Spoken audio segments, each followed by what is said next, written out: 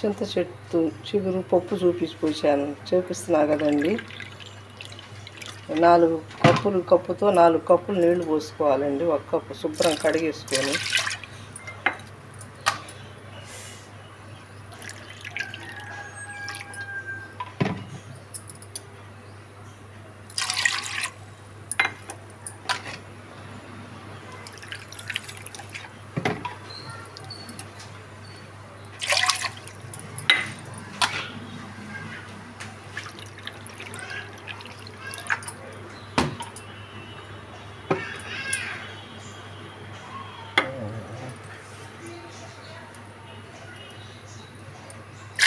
నాలుగు పోసానండి.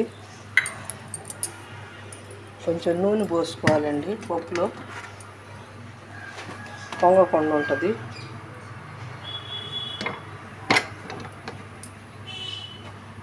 రెండు చెంచాలు నూనె పోసుకుంటే పొంగకుండా ఉంటుంది, త్వరగా ఉడుకుద్దండి. పసుపు వేసుకోవాలండి. కారం చెంచాన్నర వేసుకోవాలండి. ఎక్కువ పచ్చిమిరకాయలు వాడుతున్నాను కాబట్టి చాలా టేస్ట్గా ఉంటుందండి చింత చిగురు పప్పు.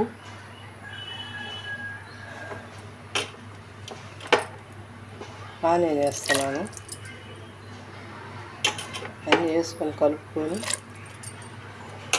బాగా మెత్తగా 3 ఈజీలు వచ్చిన దాకా 4 ఈజీలు వచ్చిన దాకా ఉంచుకోవచ్చండి. చింతపండు వాడకూడదండి దీంట్లో, ఎక్కువ పులుపు అయిపోద్ది.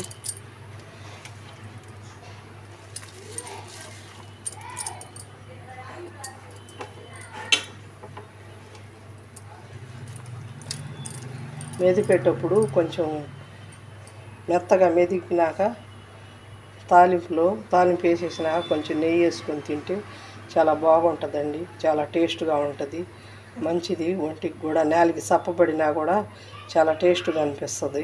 ఈ కాలంలో చింత చిగురు బాగా వస్తుందండి. పప్పులు వేసుకొని వండుకుంటే చాలా బాగుంటుంది. చేసి చూడండి, లైక్ కొట్టండి, షేర్ చేయండి.